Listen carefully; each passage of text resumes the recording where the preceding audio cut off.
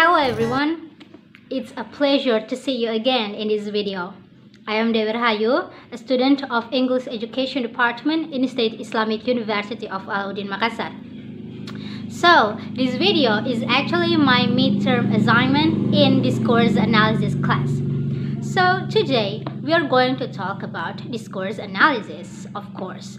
However, we will talk specifically about the scope of discourse analysis. If we talk about the scope of discourse analysis, we will think about two things, namely spoken discourse and written discourse. And in this video, we will focus on the spoken discourse, so we won't talk about the written one. If we talk about spoken discourse, we will revert to the theory of Richard 2008, who divided speaking into three main functions, namely speaking as interaction, speaking as transaction, and speaking as performance. Maybe you might ask why we connect between spoken discourse and speaking.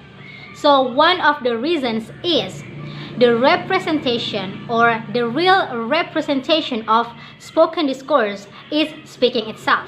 So if you want to understand about the spoken discourse, you have to understand about speaking. So that's why here we're going to talk about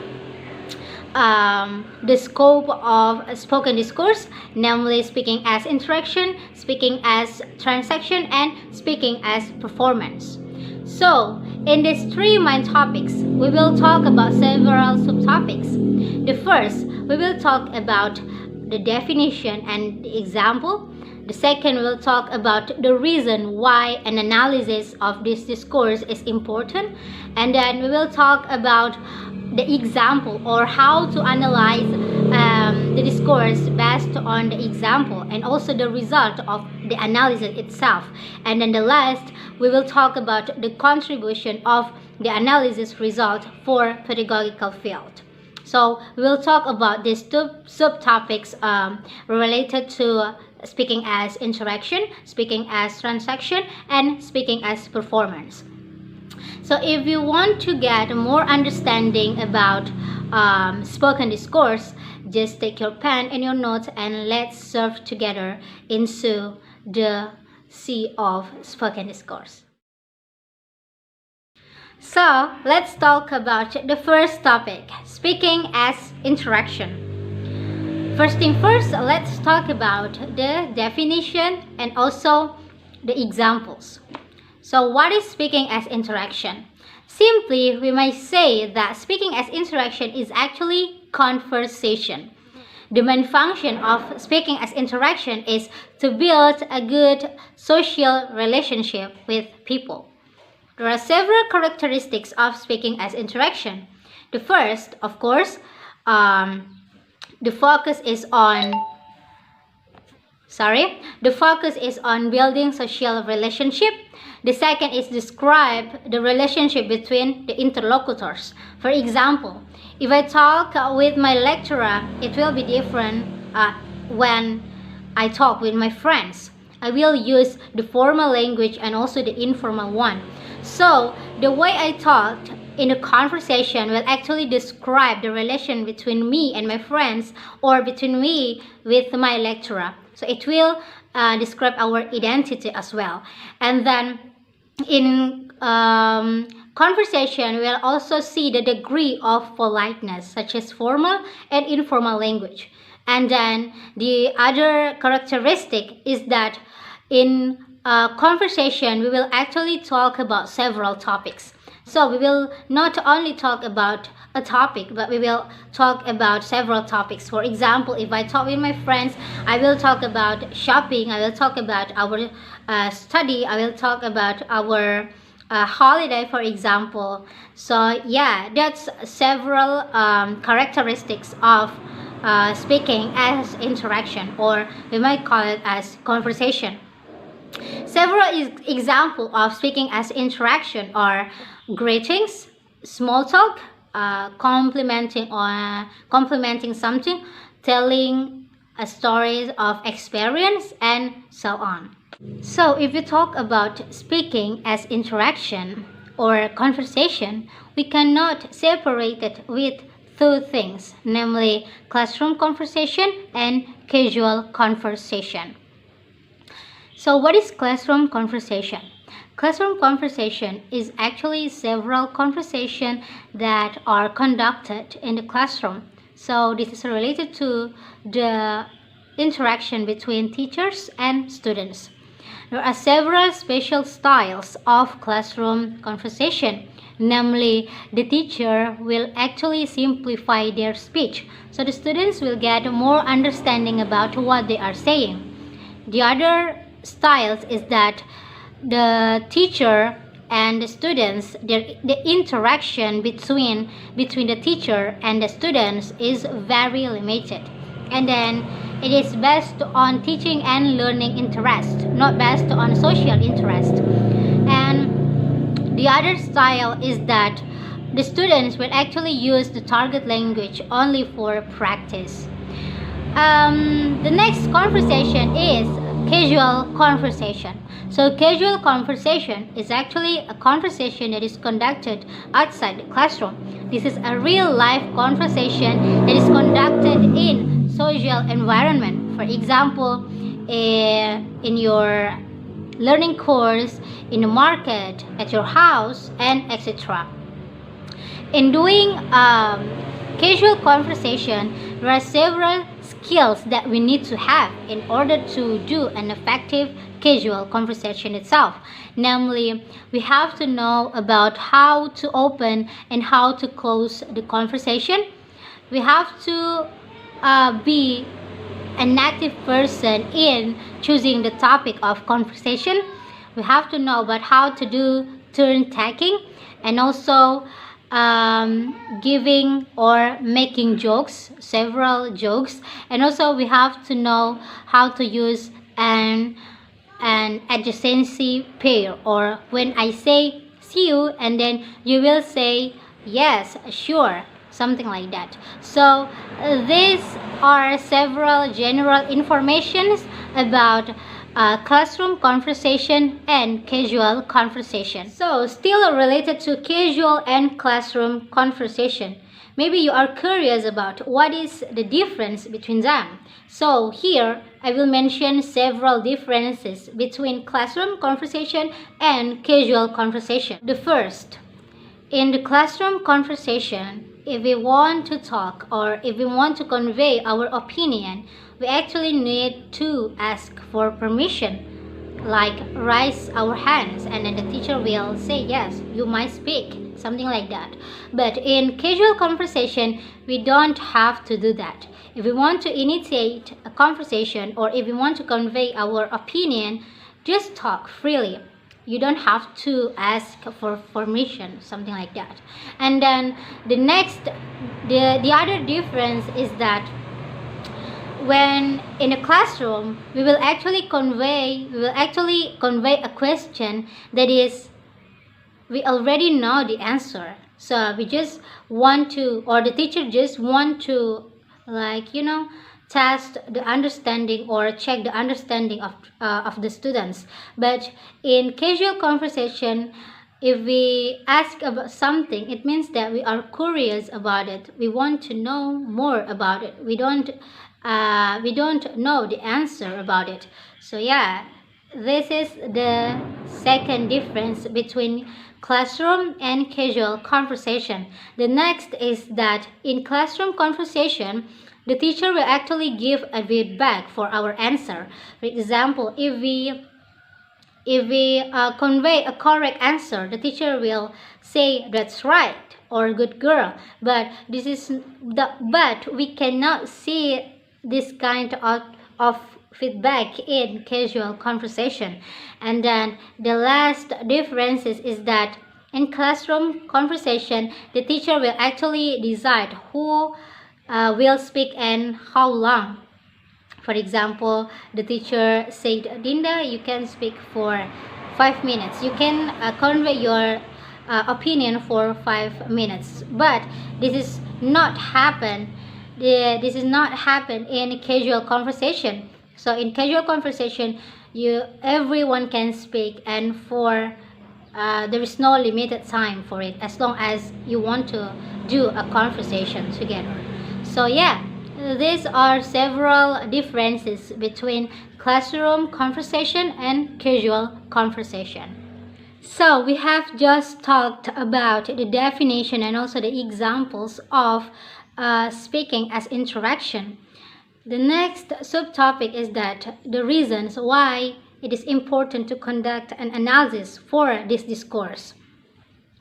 If we talk about the reason of analyzing speaking as interaction, we have to see it from two perspectives, namely classroom conversation and casual conversation.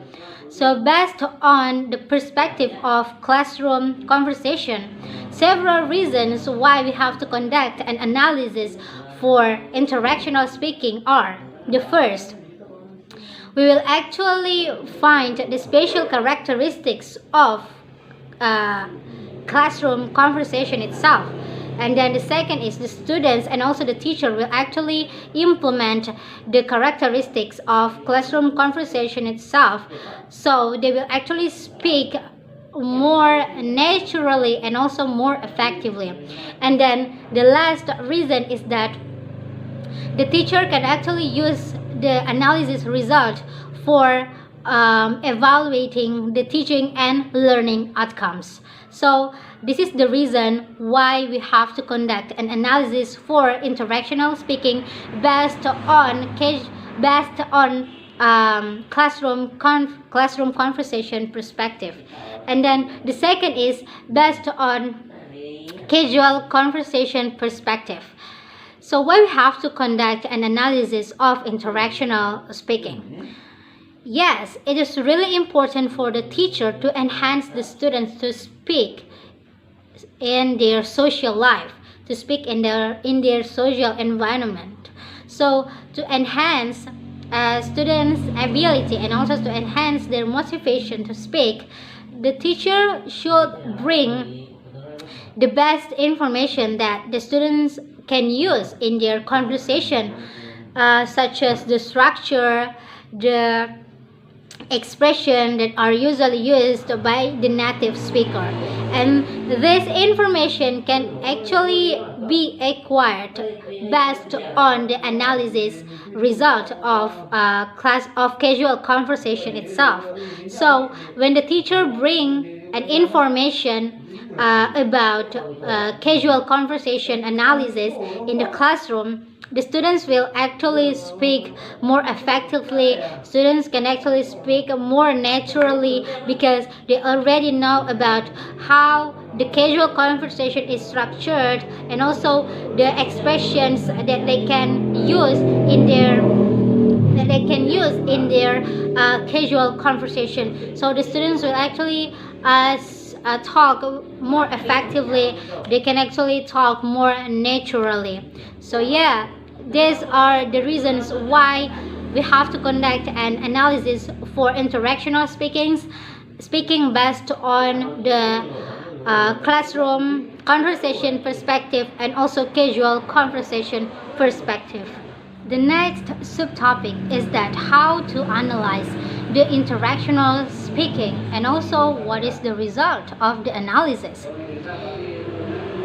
We will talk about this also based on two perspectives, namely casual conversation and classroom conversation.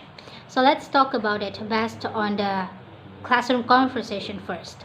So there is a study that is conducted by Sinclair and also Coulthard 1975 about classroom conversation. So they actually analyzed the structure of conversation that is conducted in the classroom, and then after conducting an analysis they actually find a pattern that they call as IRF pattern. So this is actually the pattern of spoken discourse. What is IRF?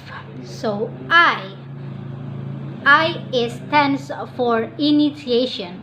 Initiation means that in the classroom, the teacher will actually initiate the conversation. They will start the conversation. For example, they will say, "What is the capital city of Indonesia?" So this is a question. And then the next is R. R is actually response. This is actually a response that comes from the student. For example, the student will say, "The capital city of Indonesia is Jakarta." So this is actually an answer for teacher's question. And then the next pattern is F. F is stands for feedback. So the teacher will actually give a feedback for students' answer. For example, they will say, "That's true, that's right," something like that. This is like a comment. So yeah, this is the pattern of classroom conversation that is found based on the analysis of classroom conversation. So yeah, the researchers actually found two things, namely the discourse pattern and the function. The discourse pattern is IRF, or initiation, response and feedback, and then the function is question, answer, and comments. So the next analysis came from Coulthard. So he analyzed the casual conversation. He also want to know about how casual conversations are conducted. In his analysis, he found the IRF pattern too, but it is slightly different with the classroom conversation. So if in the classroom conversation we also know IRF, in casual conversation we found it as I, R,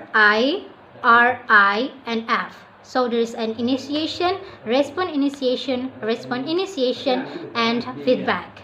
For example, this is a conversation between Lisa and Selena. So Lisa might say, "Selena, where are you?"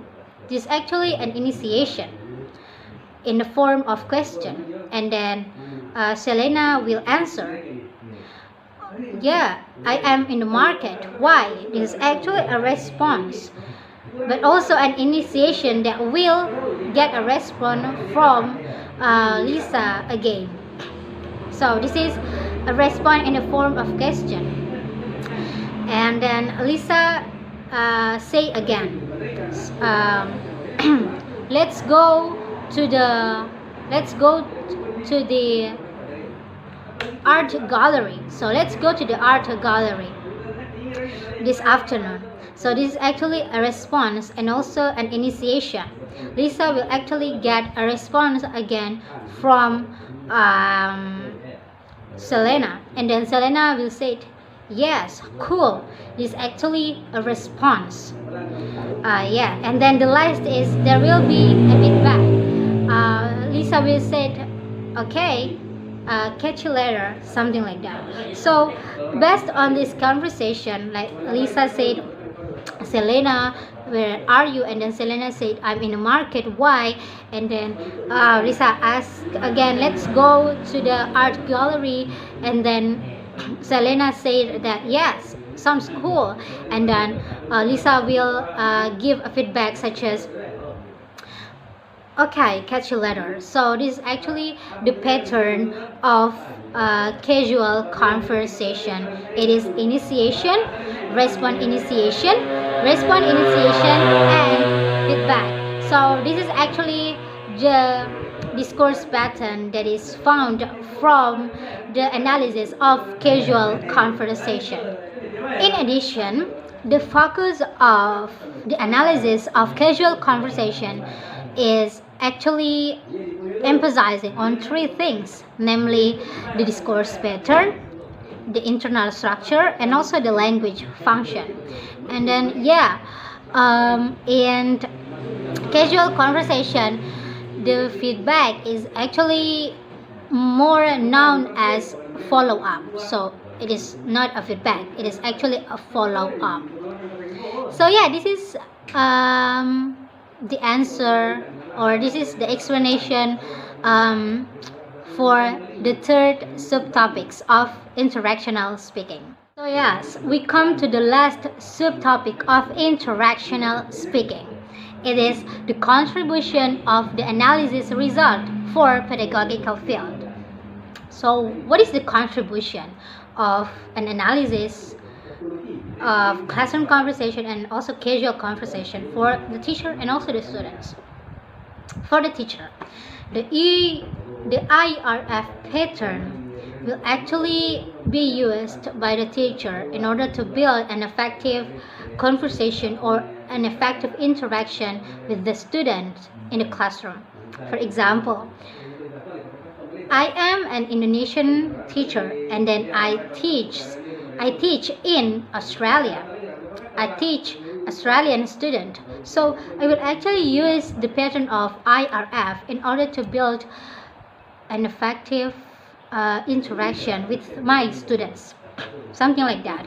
And then the students from Indonesia can actually implement this pattern in order to do an effective conversation with the teacher in the classroom.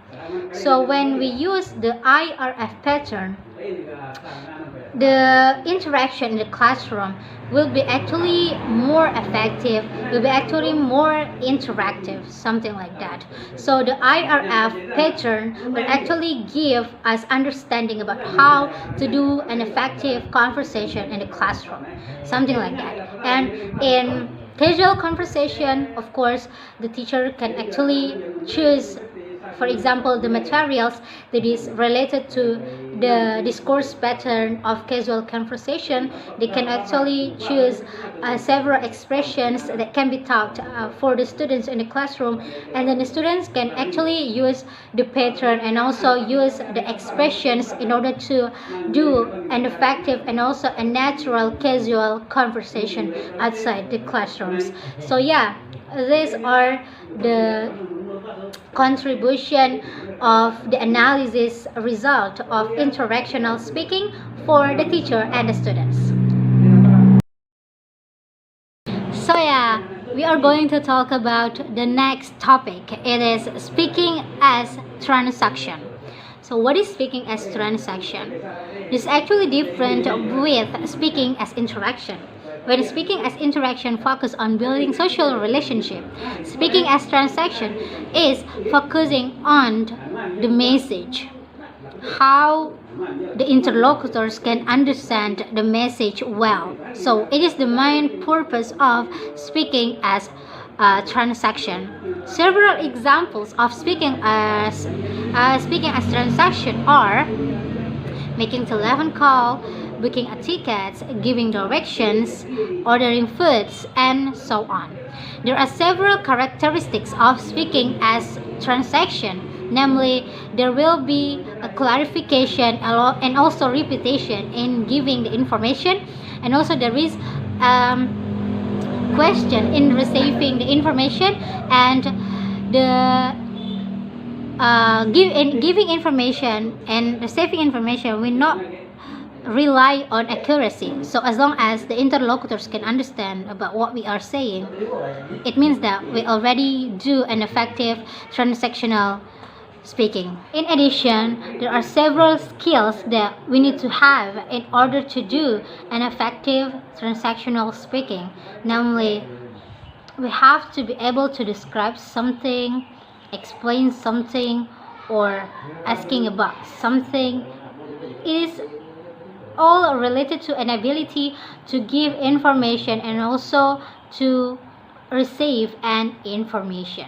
Let's talk about the second subtopic of transactional speaking. It is the reason why an analysis for this discourse is important.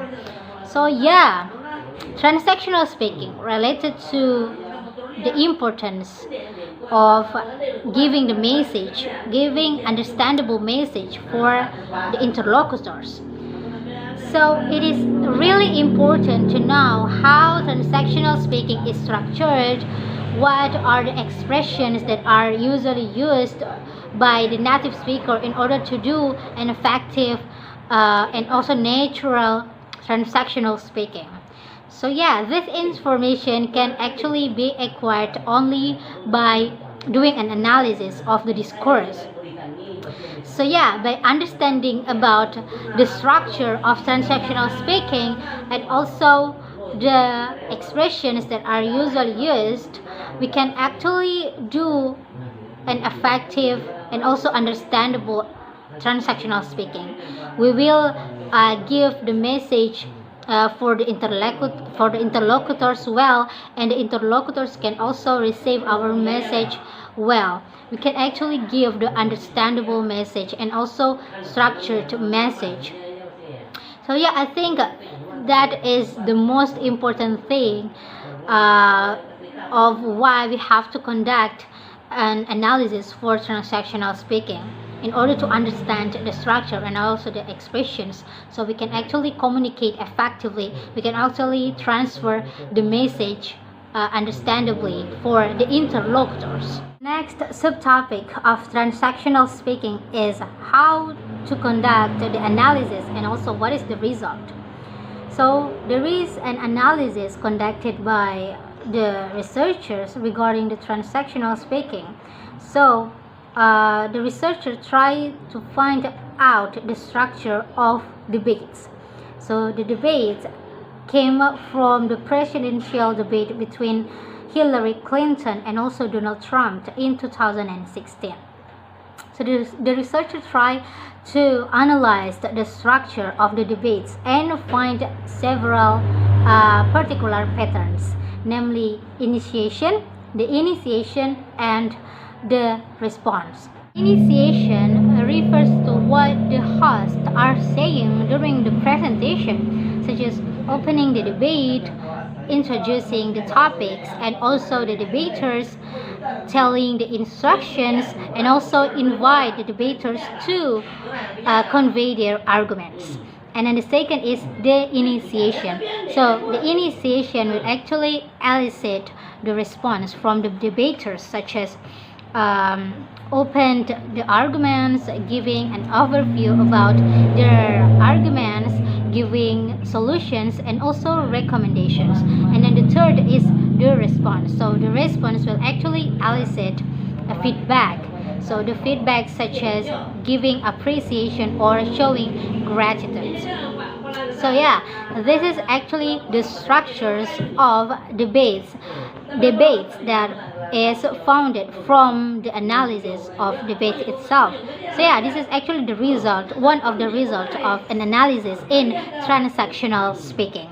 So the last subtopic of transactional speaking is that what are the contribution of the analysis result for teaching and learning debate in English language teaching.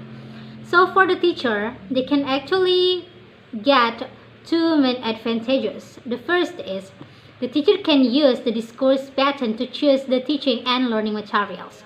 So the teacher will actually choose the teaching and learning materials that is show the pattern of discourse pattern of debate itself. So they will actually choose the appropriate authentic materials. And then the second is the teacher can actually bring the expressions that are used by the native debater in their debate process into the classroom. So the students will actually learn about it and implement it in their debate process. And then for the students, yes, of course, by understanding about the structure of debates, the students will actually construct an effective debate, and also they will actually convey an effective debate and also natural debate. They will also use the expressions that are usually used by the native speaker, so what they are saying will be more natural, will be more effective, and then will be more understandable. So these are the contributions of analysis result for learning debates in English language teaching for the teacher and also the students. So we come to the last topic of this video. It is speaking as performance. So the first subtopic, it is about the definition and the examples. So what is speaking as performance?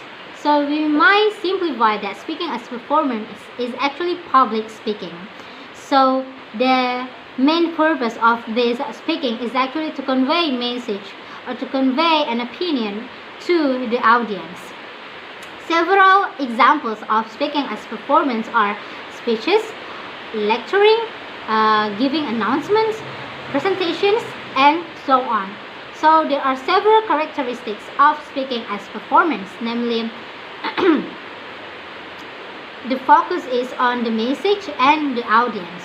So the speaker will actually consider who is the audience and what will be conveyed, something like that. And then the second is there is a prescribed structure, means that when we convey a performance speaking, there is actually a structure that we need to follow. For example, in presentation, we need to follow structure such as opening, telling the topics, telling the content of the presentation, making summary, and then closing, something like that. And then the other characteristic is that speaking as performance really emphasize on accuracy. So when we convey or when we do performance speaking, we need to highly consider the correctness of the language that we use, something like that. So yeah, that's all several characteristics that I can mention here. And then the next is that what are the skills that we need to have in order to do an effective performance speaking. So the first is in doing performance speaking, we actually need to have a big motivations or a big spirit to speak in front of people. We also need to have an ability to engage the audience, to keep their motivation to hear what we are conveying. And we also need to have an ability to use the correct language and also to construct our speaking correctly and comprehensibility, something like that. So comprehensible, I mean. So yeah, that's all about the definition and also the examples of performance speaking. So in addition, what are the skills that we need to have in order to do an effective performance speaking? So the first thing that we need to have is that we can engage the audience to keep listen to us. So we need to have that ability. We need to have an ability to keep their motivation to listen about what we are conveying. And then the second is in performance speaking, we also need to use the correct language. So we need to have a high ability or an ability to use the correct language, the accuracy of the language. And then we also need to have an ability to construct our performance speaking in a very systematic way, according to the rules, something like that. So yeah, these are several skills that we have to consider in order to do an effective performance speaking. The next subtopic is that why we have to conduct an analysis of performance speaking. So yeah, it's actually really important for the teacher to enhance the students to speak in front of many people.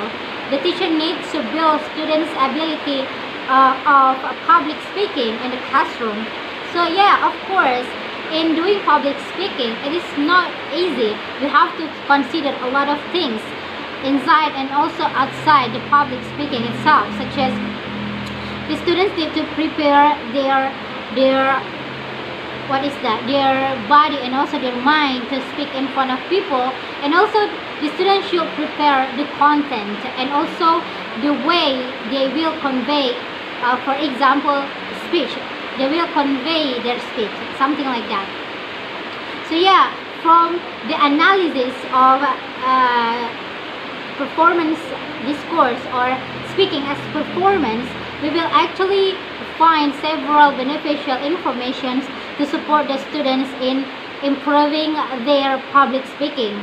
Yes, for example, in speech, from the analysis, the researcher will actually find how the native speaker will construct their speech and what kind of expressions that they usually convey in their speech, something like that. So this information will be very beneficial for the students to improve their public speaking, especially in speech. So yeah, I think this is the most important reason why we have to conduct an analysis for performance speaking, especially for speech. So the third subtopic of speaking as performance is that how to analyze the discourse and also the result of the analysis. So yeah, there is an analysis of speaking as performance, especially the speech of principals of Santo David Secondary High School. So the analysis result is actually show several particular structures of speech. They are the first,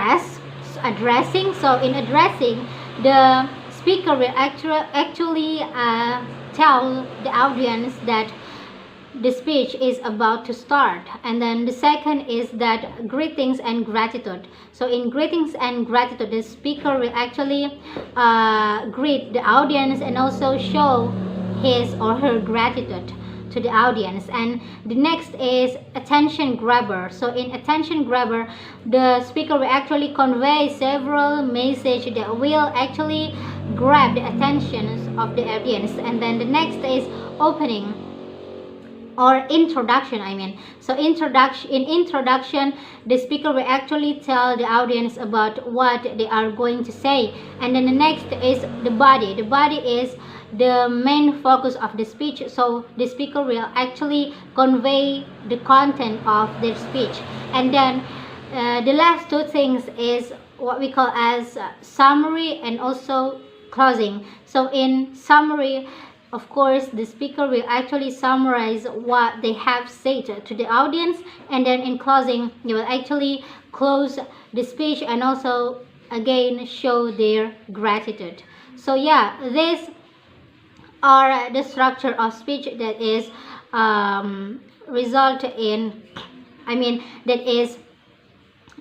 coming from the analysis of speech. The last subtopic of this video is about what is the contribution of the analysis result in transactional speaking for teaching and learning debates in English language teaching. So for the teacher, it's actually not really different with transactional speaking, where the teacher will actually use the discourse pattern to choose the teaching and learning materials, the authentic teaching and learning materials. And the teacher will also use the expressions to be taught in the classroom, where the students can actually implement it in their debate or in their speech, So for the students, yes, learning about the result of the discourse analysis will actually very beneficial for them, because the students will actually understand about how to construct a really effective speech and accurate speech, something like that. They can actually construct the speech based on the style of the native speaker, and then they will actually use the right structure and also the effective structure, and they can make their speech to be more understandable and also effective. In addition, they also can use the expressions that are usually used by the native speaker in their speech, so it will make their speech more natural, more comprehensible, more effective, and so on. So yeah, these are the contributions that we can get from the analysis result of performance speaking, especially for speech, for the teacher and also the students. So yeah, we come to the closing part of this video. Yes, the first I will do a review.